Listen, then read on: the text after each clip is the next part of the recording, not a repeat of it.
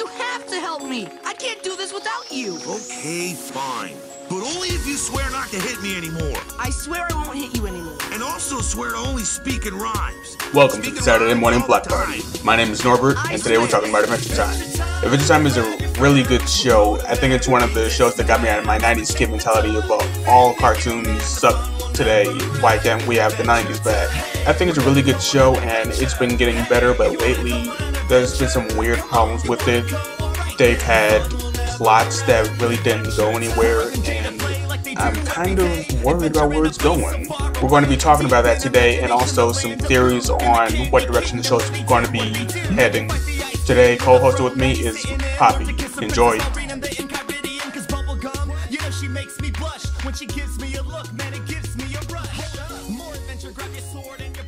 Adventure Time is a really good show. I think that it's just been getting better right now. It's better than it's been for the entire run, especially the episode when Finn lost his arm. I think that's the best episode in the series, but the show has a lot of problems, and it just seems weird for a show that's so good to have these problems. They drop the subplots so hard. They have a lot of subplots. You wouldn't think a show like Adventure Time would have continuity, but it does, and they're not really all that good at it. So, the latest one is Finn's arm. They've been hinting that Finn is going to lose one of his arms through the entire series. We've seen in several different episodes future versions of Finn or alternate versions of Finn missing an arm, like in Finn the Human, in the reality where the Lich never existed. He's got a robot arm. In Pahoy, when he imagined him living in a pillow world, he had a pillow arm. In the vault where he had a past life, that girl was missing an arm, and he eventually actually did lose his arm, and for a while it was looking like it would stay that way. It wouldn't be a status quo is God moment, but in the episode Breezy, for really no good reason at all, Deus Ex Machina, he just grew his arm back. What do you think about that?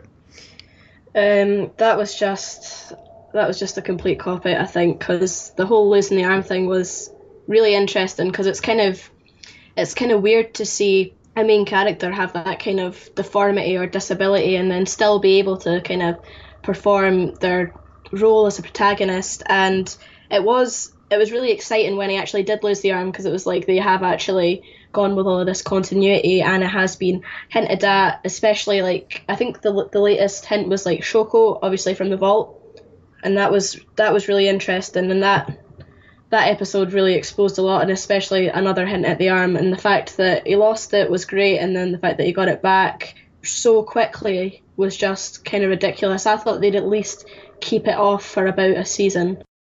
Finn lost his arm when he was trying to keep his dad from leaving. Yeah. He's cursed with the leaf sword? The grass sword, the blade of grass. Right, the blade of grass. And while he was trying to keep his dad from leaving, the grass transformed his arm, and his dad was leaving on a spaceship or something. It was like through a portal, so the kind of force ripped it off.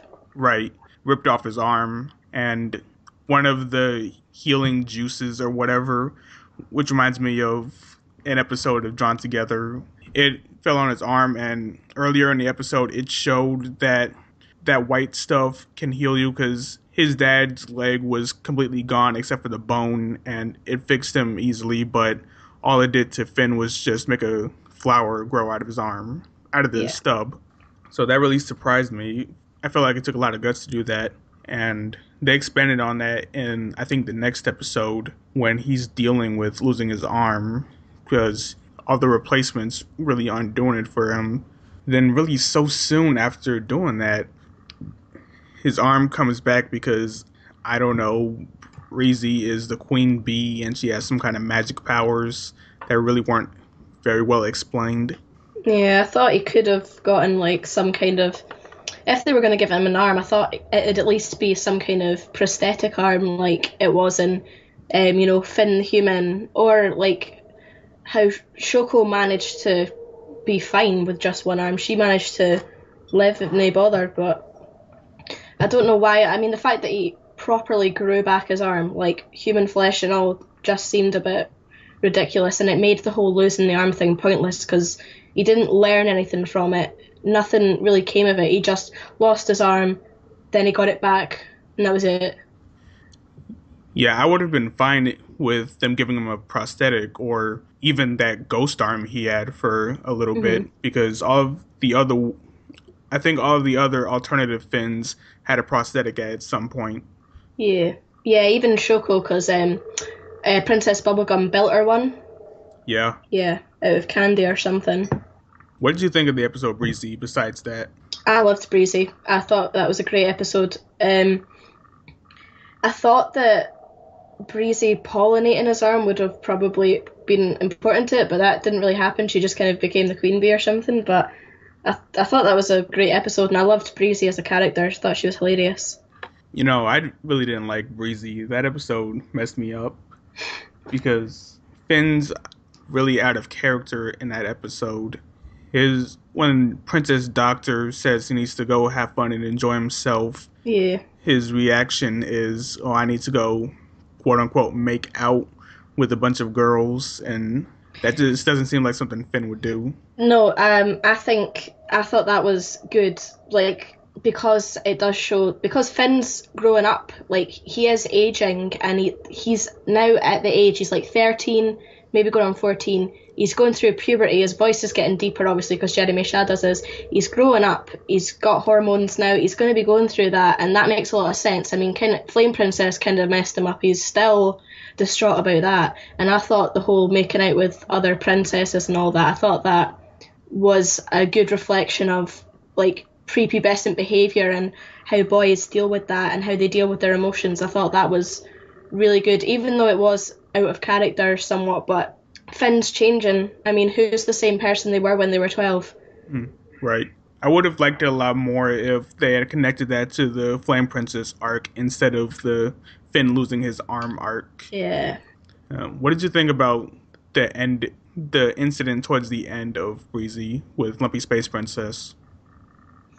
I didn't have that much of a kind of reaction to that, but I thought it was really, really hilarious because that was so like her.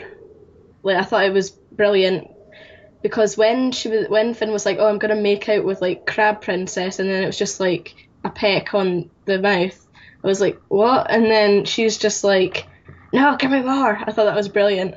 That was just so like her.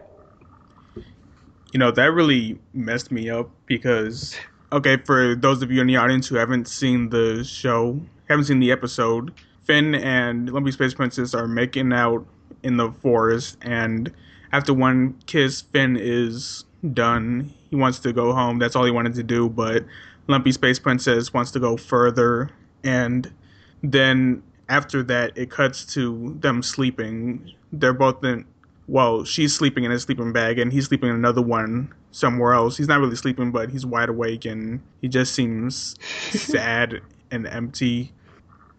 And also, the petals on his flower start to fall off. So that heavily implied that Finn lost his virginity or was deflowered by Lumpy Space Princess.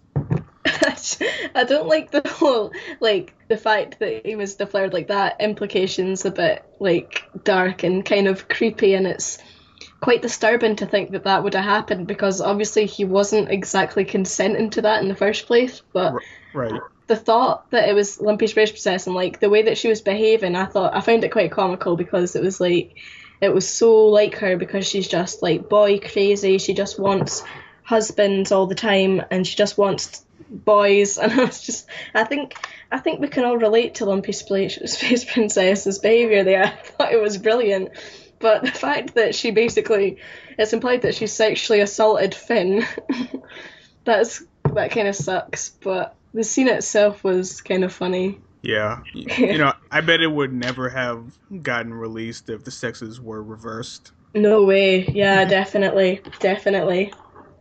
That's true. The Tumblr feminists would boycott Adventure Time. Definitely. Yeah, for sure. But I think also they've gotten away with it because the way like Lumpy Space Princess's appearance. She's not a human. She's not even like, she's barely, you can barely describe her as like anthropomorphic. She's just like a lump. She's just an existence. She's this kind of really basic, apparently, like, she appears genderless. She's basically nothing more than simply a tangible being. So if she was like, if it was like one of the princesses or Marceline or something, it kind of would add a bit more depth and reality to the situation. So they probably wouldn't have allowed that to happen if it was another character, but because it's Lumpy Space Princess, who's so just in the middle when it comes to, is she doesn't look human, she doesn't look male, she's not sexualized in any way, so it's somewhat acceptable, and it's more funny than it would be if it was like Marceline or Bubblegum or somebody like that, like a human. And it's kind of weird that when Rick and Morty did a little thing about rape and sexual assault, I feel like it was handled better than how they did it here, even though in Rick and Morty it was a lot more overt and it was actually forceful instead of coercing emotionally. Marceline, is it just me and you in the wreckage of the world? That must be so confusing for a little girl. And I know you're going to need me here with you, but I'm losing myself and I'm afraid that you're going to lose me too. Let's talk about Simon and Marcy and Betty. Yeah. So one of the high points of Adventure Time is the story between the Ice King and Marceline, the Vampire Queen. 1,000 years before the events of the show, those two are living in a post-apocalyptic Earth, like right after the bomb hit or whatever. And Marceline is just a little girl. Simon looks like one of the Beatles, and he's kind of a best friend, father figure to her. He's taking care of her. And they're trying to just survive together. Sometimes he's forced to use the crown, which makes him forget. It makes him forget himself and everything. Makes him a danger to Marceline, and the crown eventually makes him into the princess kidnapping Ice King. Yeah. And we all know that the whole princess kidnapping thing is just all kind of in memory of Betty, because I think in, what was it, Holly Jolly Secrets, he said, "Oh, Betty, my princess." So that was the kind of indicator that all of this kidnapping princesses and searching for the perfect wife as princess was to search for Betty. That's right. Now, there was a more recent episode written by the same guy who wrote Breezy, Jesse Moynihan, I believe. And because of some evil person, all the magic in Ooh is, well, maybe not in Ooh, but a lot of the Wizard City. Right, in the Wizard City was sucked away, basically did a magic EMP bomb. So that took away the crown's effects, and that gave Ice King his sanity back, but it also took away the effects of the crown that made him immortal. Yeah. So while he was still lucid, he rushed over so he could talk to Marceline and create a portal into the past so he could talk to Betty and apologize for everything he's done under the influence of the crown. But then Betty jumps through the portal and says she's going to fix it. Simon is just insisting to let him die, but yeah, she goes really quickly. She doesn't seem phased or interested at all in this brand new world she's in. She just pretty much just goes and punches the giant evil that stole the magic. So yeah, Ice King goes back to normal. Bella Noche. Mm-hmm. And that just felt really rushed.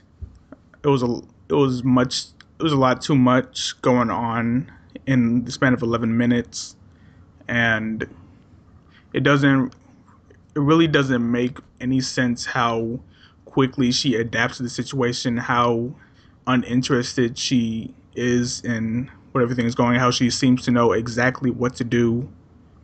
It just felt like that was a low point in the subplot. What do you think? I completely disagree. I thought it was brilliant, and I had no problem with the pacing. I think the whole, like, a lot happened in 11 minutes, but you have to understand, like, so Betty is jumped through the portal. When she said, "I know who I'm leaving you for, you dummy," I was like, oh my god, like, I thought that was brilliant, because it's kind of made some kind of twist in the timelines. Like, so we've got Betty's left that timeline, coming to this timeline, and the whole, oh, she's just she's not really bothered with being in a new situation. I thought that was more a reflection of her character, like the fact that she was so quick to kind of adapt. She just went into action mode because her, like, love of her life is dying. She's not going to bother, like, oh, it looks like there's been some kind of there's magic here, or there's some kind of nuclear war. I don't think that matters to her. What matters is getting the crown back, fixing the crown, giving it back to Simon, and then her figuring out a way to reverse the effects of the crown whilst keeping him alive. So it was more kind of, it was basically an adrenaline rush of an episode.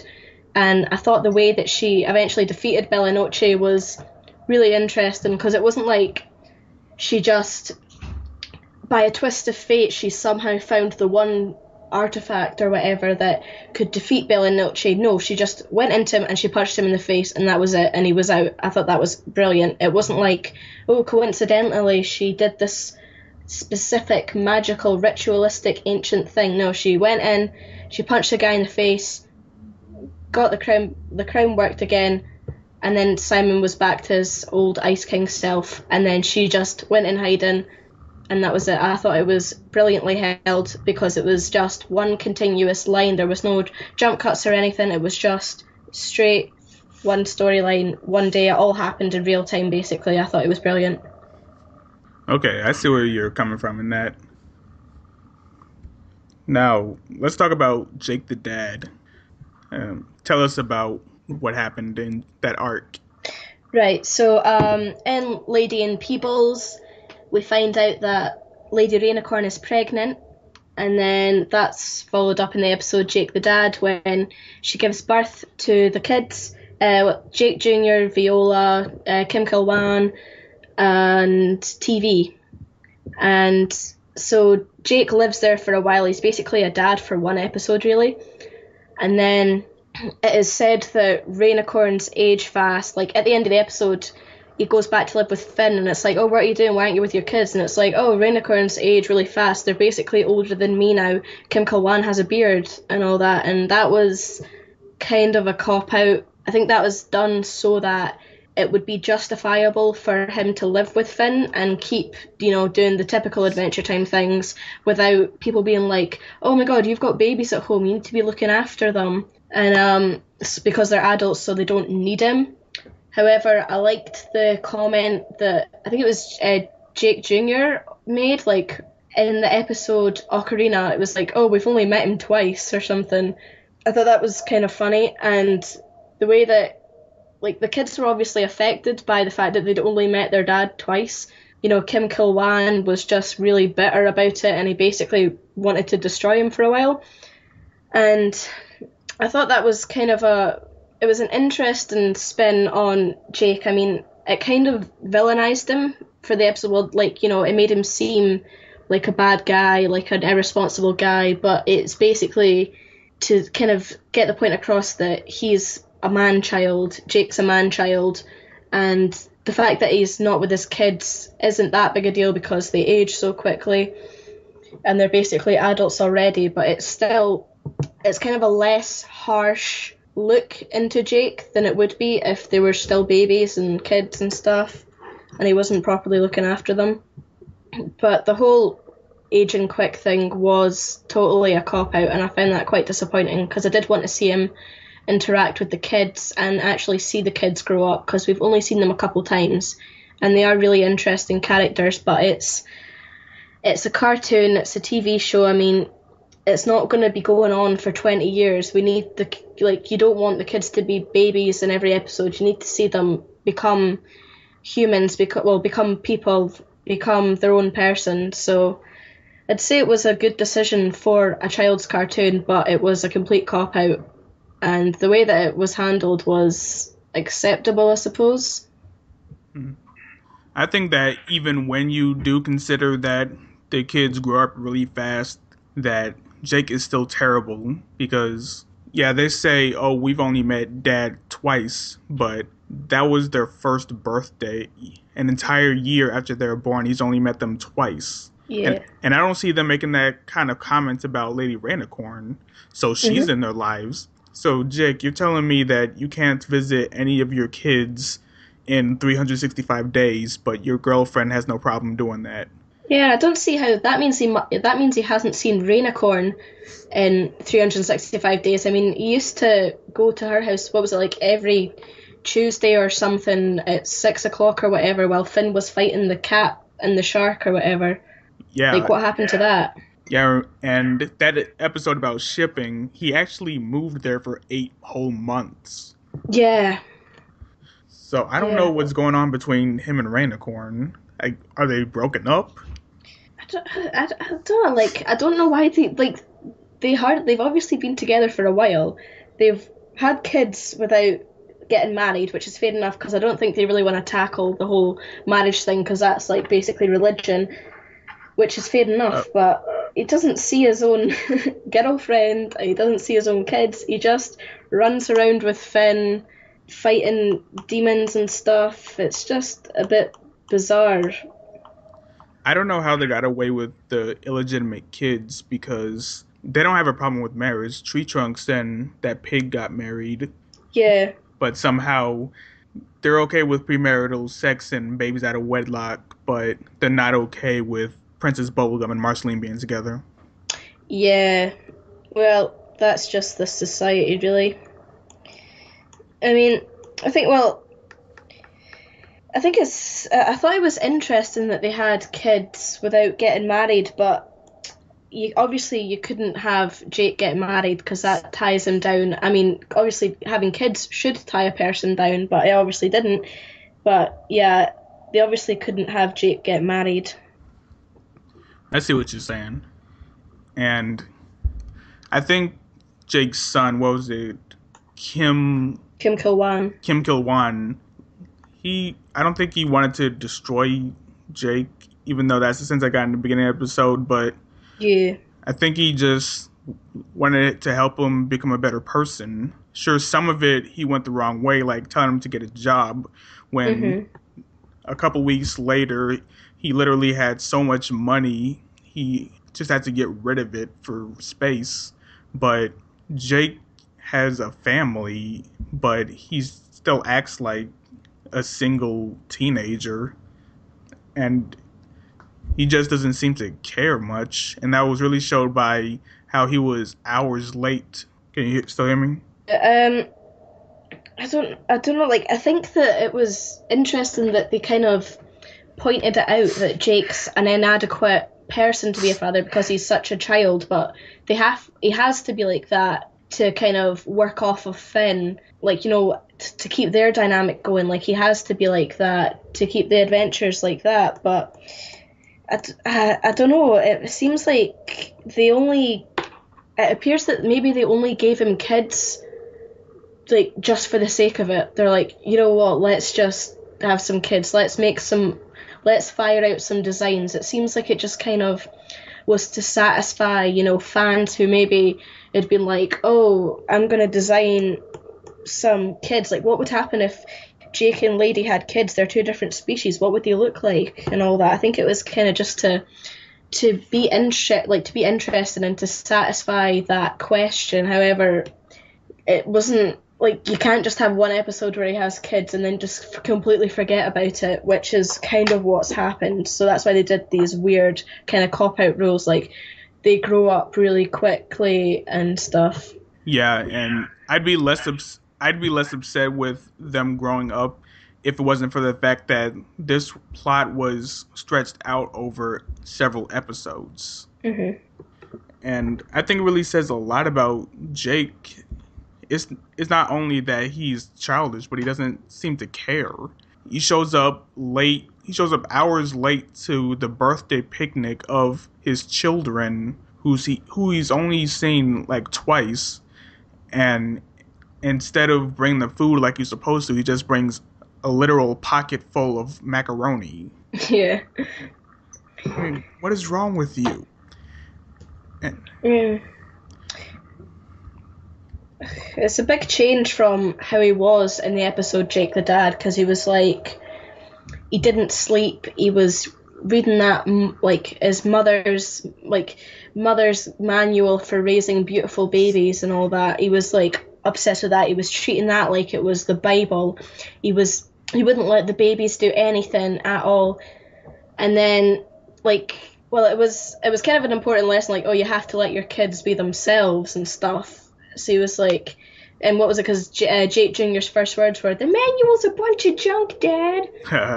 So it was like, you have to let them do their own thing, which is fair enough, but not when they're babies. I think you have to still kind of be there. You know, it would have been really nice if they used this as an opportunity to give the lesson.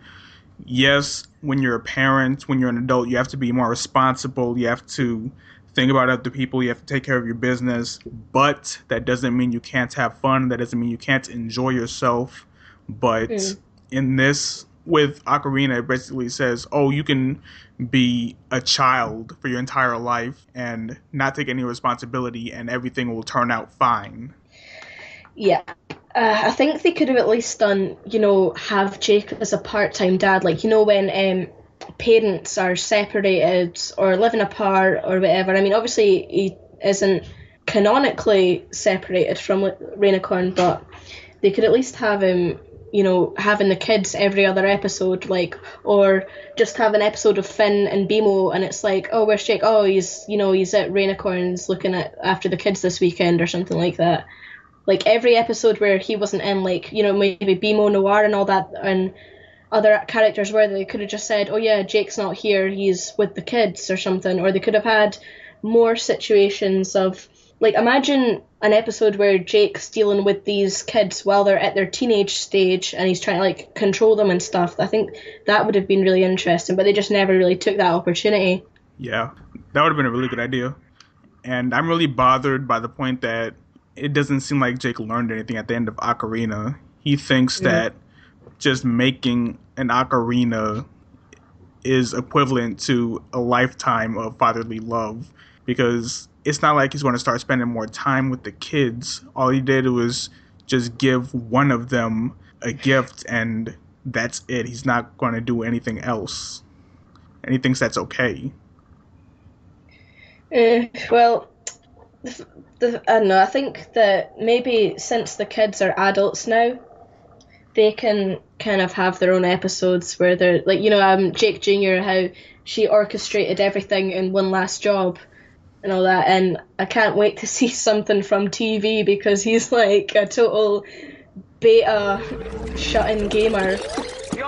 And I think that he's hilarious. Like, he's going to be so interesting. Son, you're Finn. I made this message for you. For you. The dungeon for you. This world for you. This message, it's for you. Finn, you're gonna do great. You're gonna do great things. You're gonna do great. I love you, son. You're gonna do great. I love you, son. Okay, so When what Finn did you finishes the think about the dungeon, episodes Jake the Dog and Finn the Human? Those, well, like, there was obviously a lot of hype for those, and I thought it was really, really interesting because it did kind of confirm a lot about, the lore of Ooo and the Great Mushroom War, and I really liked the fact that Finn and, like, all the other humans looked completely different from this kind of Dimensions Finn, because that kind of reinforces the idea that there was a nuclear war.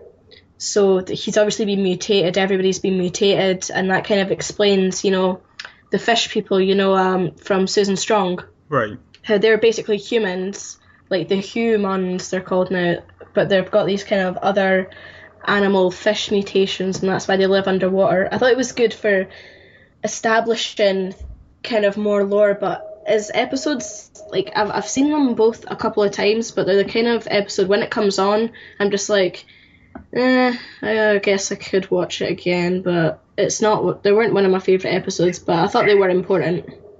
I like the episodes, and especially that they introduced Prismo, one of my favorite characters. Rest in Yeah. peace. Yeah, I love Or I Prismo. guess stay awake in peace. And it was good to see the alternate dimension where what was it? The Lich never existed, Yeah. right? And it was nice seeing that world, the alternate version of Marceline. And I really don't get why she's an old farting lady. Because the Mushroom War, Yeah. that is what brought magic back into the world. So if she's like, she could be a vampire, but I think it's like magic is what gives her her immortality. The Ice King's crown, that's all magic. That's what makes them immortal. It's because there's no magic in the world, and the Mushroom War brought magic back. But she'd still have to be immortal because it's a different dimension or timeline, but it's still the same point in time. It's still 1,000 years after the bomb got dropped. So she's No, she must have kind of like, well, I don't think that's like, yeah, she's old, but I think, I don't know, maybe it's the magic or the strength of the magic and the lack of magic in that dimension is what has made her, like, she seems to be immortal to an extent because she's lived 1,000 years, but she hasn't really, like, it hasn't done well, like, the magic isn't as strong, so it's not keeping her young and powerful. And it was cool how they showed all the different dimensions and universes, but I'm really sad that they didn't really do anything with it. And it didn't really, and the episodes didn't really change anything for the universe of the show. The different dimension where the Lich never existed is essentially a what if episode. It doesn't really change anything for Adventure Time. Yeah, I mean, I think I liked the episode The Lich better than the episodes Finn the Human and Jake the Dog, to be honest, because I mean that episode really got to me. The whole Finn coming to terms with the fact that Billy is gone, like Billy's dead. That was really heavy. And I thought seeing, like, I did like the design of the Lich as Billy, like, taking over Billy's body and stuff, but I don't know, I thought they were good, but like you said, it was just kind of like a what if episode, like, when people have dream episodes and stuff. I mean, nothing really changed anything except for the fact that we did meet Prismo, and you get to see Prismo's power and stuff, and it did explain kind of like the Enchiridion got a purpose, and we've gotten the Enchiridion back, I guess. So, let's talk about Princess Bubblegum. Yeah. At the beginning of the series, it says she's 18 years old, and I don't know what her official age is, but I'm just going to guess that right now she's 20, 21. I think it's like her body is like, I think they've said that she's 19, but her actual real age is like 827. Right. In the episode, let's see, what was it? Into the Vault? Yeah, the vault. Right. We see one of Finn's past lives, and she's interacting with Princess Bubblegum, and it's a long time ago because it is Finn's last previous life, so it's not anywhere near the current time, but she looks pretty much exactly how she does in the regular episodes. And Finn points this out to her, but she doesn't really have a reply. She just kind of goes, like, she just kind of giggles, like I was saying, like with the Jake the Dad thing, there's like a big kind of serious revelation, and it's like they just kind of go, ah, yeah. A lot of people think that the bubblegum creature from the episode Simon and Marcy was Princess Bubblegum. Do you think it's her or maybe one of her descendants? I mean, ancestors. I don't know, man. It could be like maybe she was like forged from that, or maybe that entire thing was the birth of the Candy Kingdom or something. Maybe that was like what made the Candy Kingdom come to be, but I don't know, I'm not sure because it didn't appear to be that specific, but maybe it is one of those things where you look back and you're like, oh yeah, but I don't know, I mean, that's not something I've ever really kind of acknowledged as a potential plot device. And, you know, when you think about it, there's a lot of mystery to Princess Bubblegum. One of the things in Adventure Time is that there are a lot of princesses, even though a lot of them don't seem to have a kingdom. And Yeah. what I wanted, and I don't think this question really applies to the other princesses because we haven't really explored them much, but where are Princess Bubblegum's parents? Because let's just say that she's 18. Let's go with the lie that she's given the public. What kind of king and queen just hand over their crown to their kid at 18? And if they did, wouldn't they still be living in the castle as retired people? Do you remember Apple Wedding? Was that the episode where Two Trunks got married? Yeah, remember the king? No, I don't. You don't? There was like the real king of Ooo or whatever, and then she was like, that faker? The king. I'll have to go look at that again. Yeah, well, there was a king in it, and he just kind of like, he lived in like some kind of trailer blimp thing, and she was like, oh, that faker and all that. So I don't know, maybe like there's obviously some kind of history to him. I don't know if he could quite be her father because he doesn't really look like he's made of sweets or, well, candy. But I don't know if he could be a father. But again, maybe that kind of monster in Simon and Marcy is what created her. But I don't think I don't know if she had parents, but it is said that she's half human, half candy. So, like, I'm not sure what to make of that, but I think maybe the king, like the real king of Ooo, has something to do with her origins, maybe, because that was his first appearance, and that was only season 5, so there's still plenty of time to kind of bring him back for something.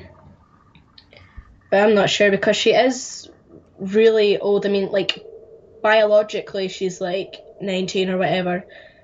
And, but I think that maybe I think I've heard something that, like, she built the Candy Kingdom, like, she made all the people or something. It's just her kingdom that she basically built from the ground up. So maybe she didn't have any predecessors. Maybe she started it all herself.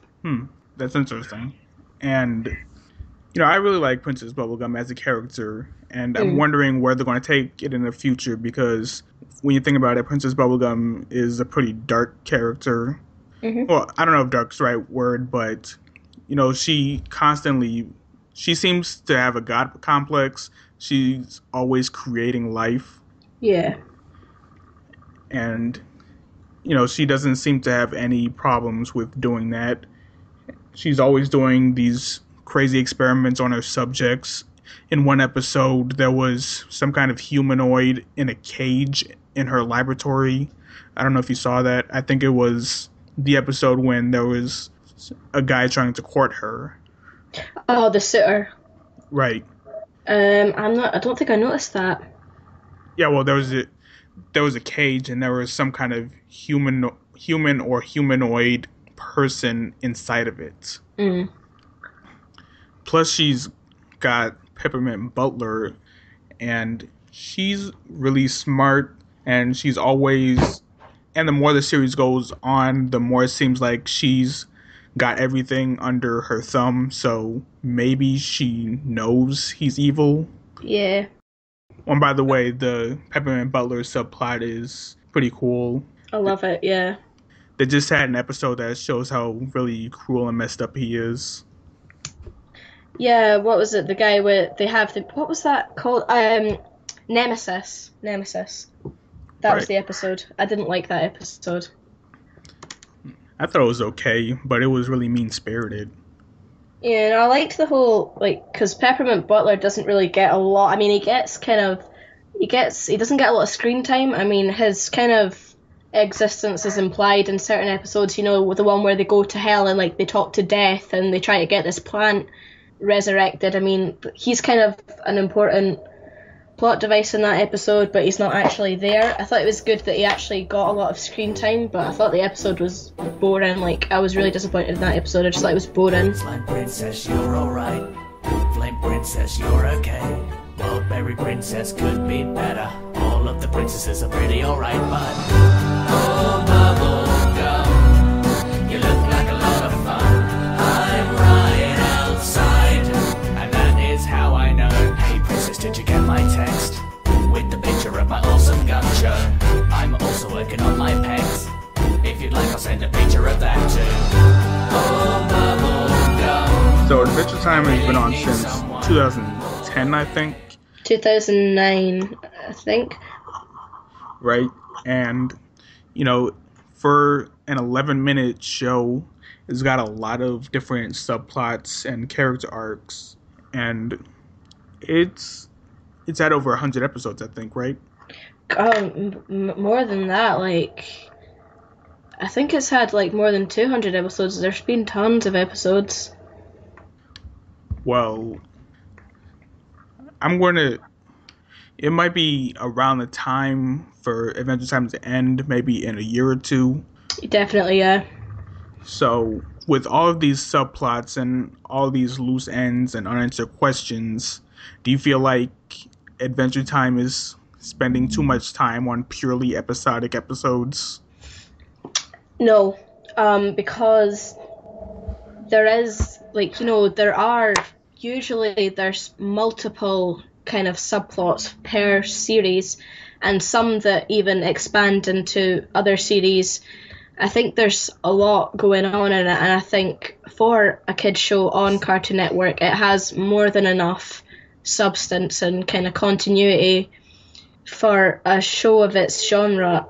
I mean, you need episodic episodes. I mean, you need to have kind of filler episodes, but I think it does its job as being a kind of continuous, interesting, complex show. I mean, I don't think we could really ask for more subplots, and I don't think it's wasting much time. Well, for me, it feels like when you have a show with as many subplots, character arcs, loose ends that you have, and the show's been going on as long as it's been going on, I feel whenever they just do a lot of episodic episodes and the continuation of arcs are really far apart, it almost feels like they're just goofing around, because I'm kind of afraid that a lot of this stuff is going to go without closure, and a lot of stuff isn't going to be resolved.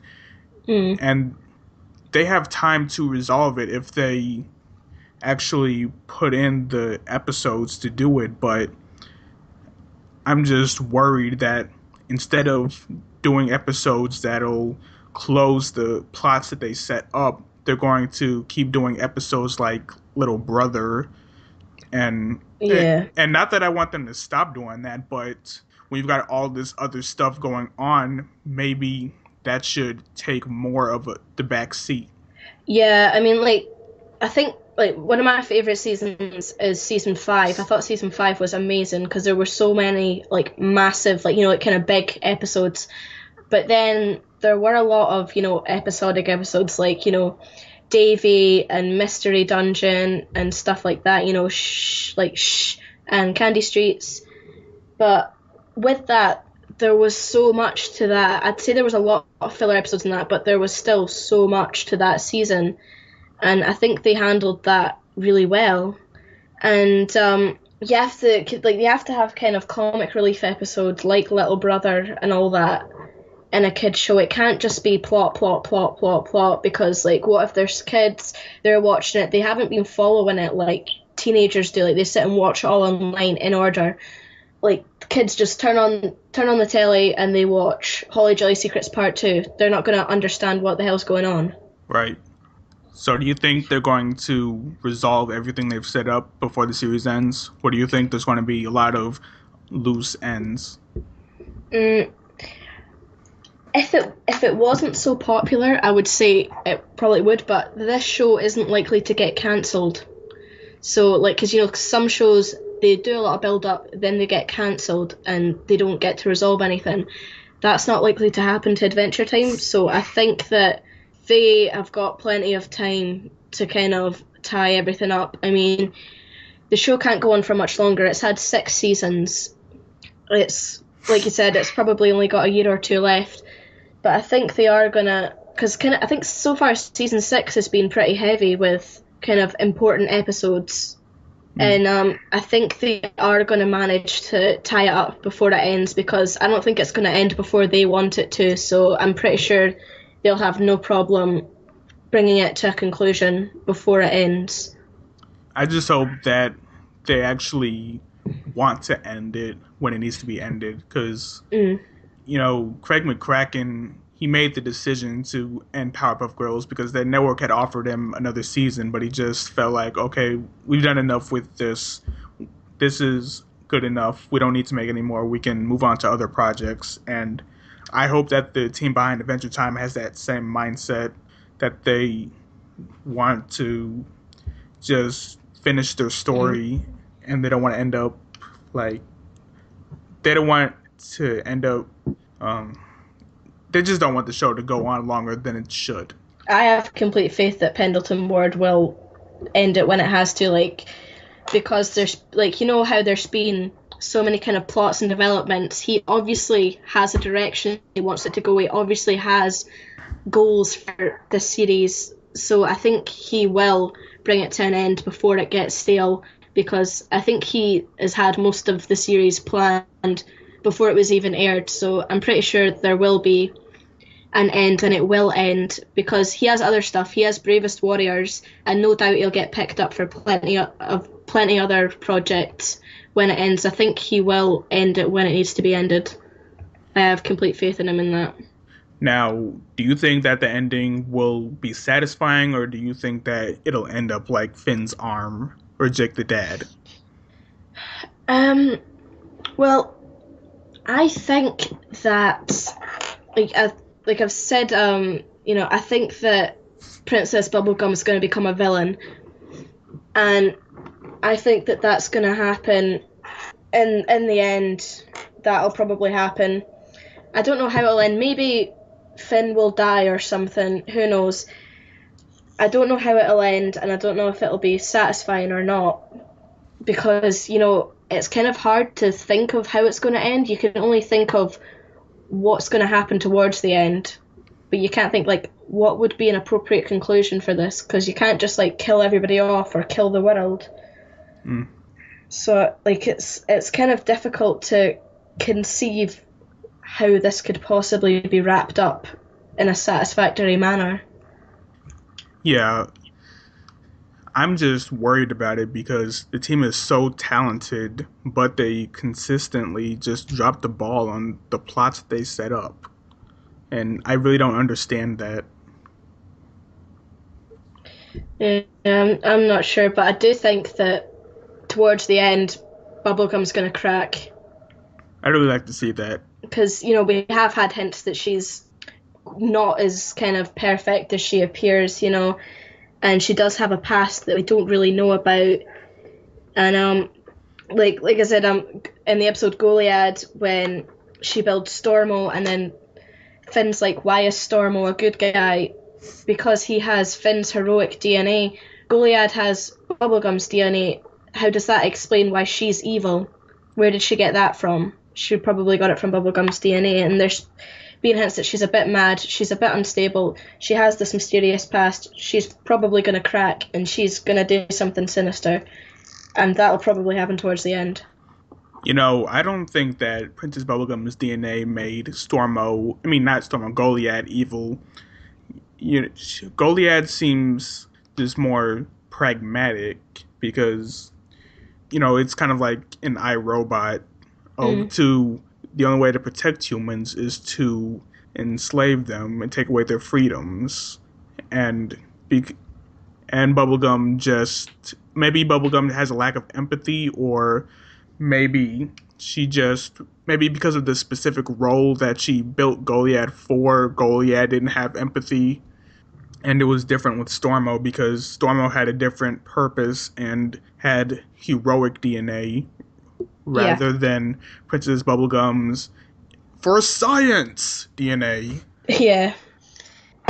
And I think we can link Goliad's behavior to Bubblegum's, God complex. Though, she's in charge. She creates life, and she rules over the kingdom. And the episode, what is it? I think it's either Burning Low or Hot to the Touch, when Princess Bubblegum's like, Flame Princess is evil. Why do you think I had her father lock her up? Like, how the hell does Bubblegum have any jurisdiction over a completely different kingdom? She just has to have control of everything. I think it's just because the Candy Kingdom is one of the more powerful kingdoms, and she has a lot of influence.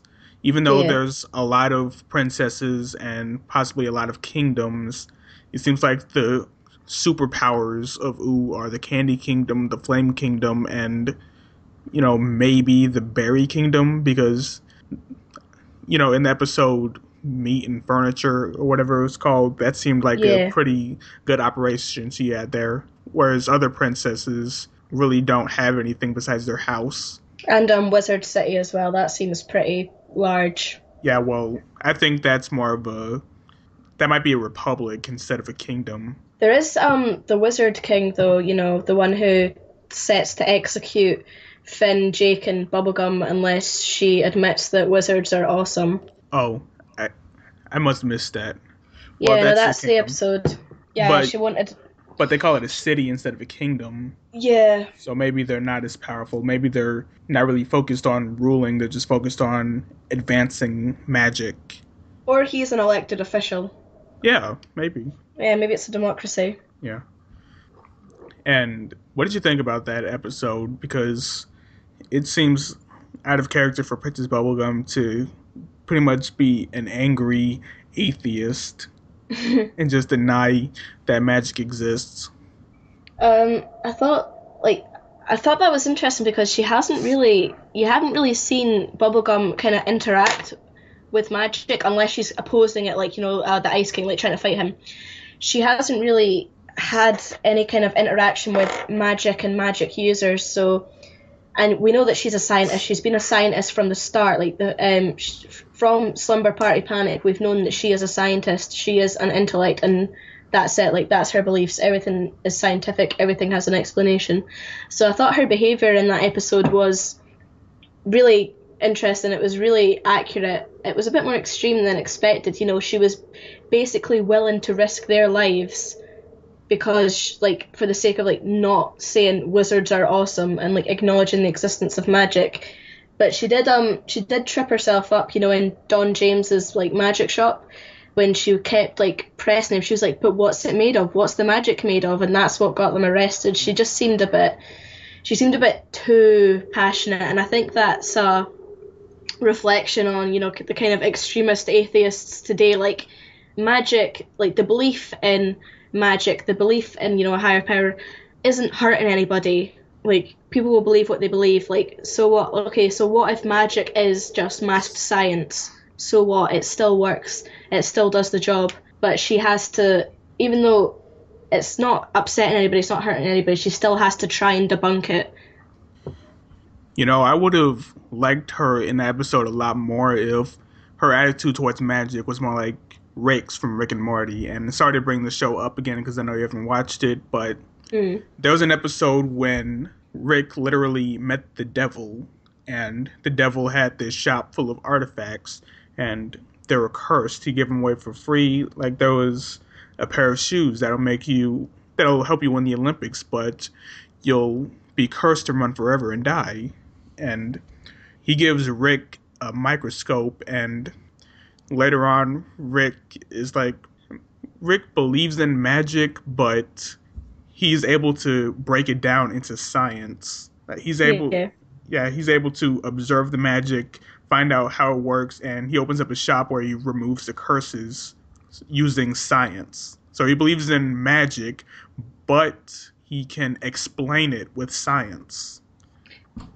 Yeah, that sounds a lot like, I don't know if you watch Once Upon a Time, but the Dr. Frankenstein character is like, he brings someone back to life, as Dr. Frankenstein does, and then they're like, whoa, what kind of magic is that? And he's like, it's not magic, it's science. Even in a world where magic exists, magic is available to learn and to use, he's still like, okay, fair enough. He still trains in science, he still uses science, he tries to do magical things, but with science. That's really interesting, because if magic can be explained with science, I guess it's not magic, is it? No.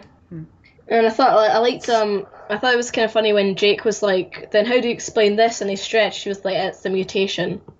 Yep, even though... So I guess when the witch took away his...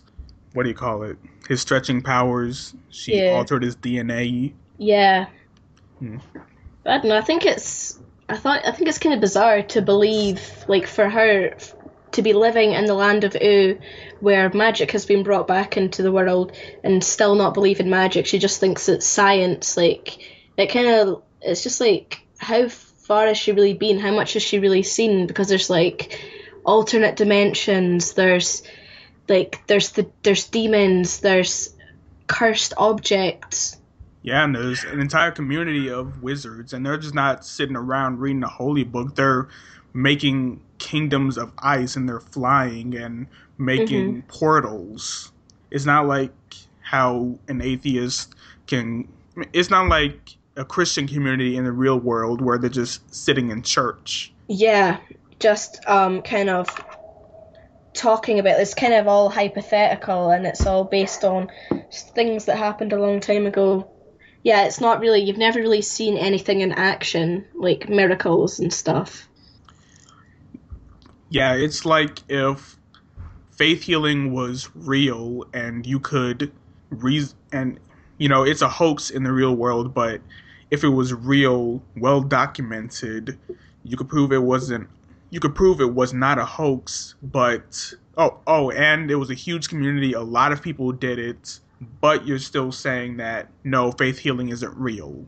Yeah, I mean, I think her aggressive beliefs is, I think it's one of those things where Adventure Time takes a real life thing and translates it into a kind of fantasy version. So it is basically, atheism, and today atheists can be as aggressive as, Christians once were. When people didn't believe in their beliefs, they were so aggressive about it. And atheists now, if somebody just says, oh yeah, no, I do actually believe in this person, they'll viciously attack them like, no, you're so stupid and all that. It is like that. I think her behaviour is to reflect those people, like that group of people. Yeah, but all atheists aren't like that. Yeah, of course. Vocal minority. That's the same with that's the same with religious people as well. It is that the minority that are so aggressive and stuff. There is always the minority. But I think Princess Bubblegum's behaviour was a really interesting twist on that kind of group of people that we do see today. Yeah. Okay, do you have any more thoughts before we close? Well, I'm really interested to see what's going to happen after the latest episode, where we find out that Jake was borned by his father. And I can't wait to see more developments after that. But I think that the show has got a lot to tie up, and I think that season 6 is going to really be a big season in terms of plots and tying things up.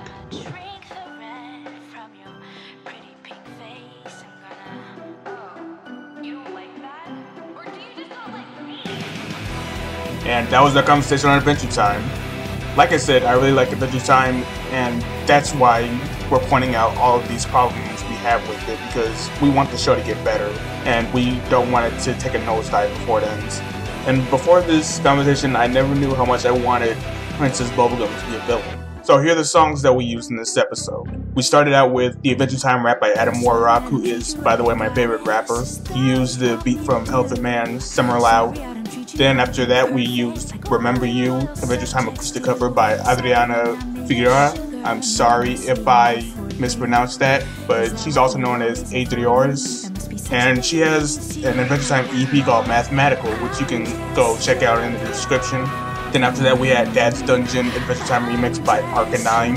He has a full album of Adventure Time remixes. And then after that, we listened to Old Bubblegum Orchestra by the Blake Robinson Synthetic Orchestra. And you can download that for free. And right now we'll listen to I'm Just Your Problem by Elena Ibia featuring Nicole and Carlos. And she didn't include the last name, so that's just what I'm going to call her. Make sure you follow us on Facebook, on Twitter, on Tumblr, on Friendster, MySpace, whatever is still alive these days. And subscribe to us on iTunes. Please go give us a review, preferably 5 stars to us. You have no idea how much giving us a review helps the show. We just want to say that. If you want to listen to more Adventure Time podcasts, then I highly suggest the podcast called Podcast Time. Yeah, that's very creative. And I'll put the link for that in the description. We'll see you next week.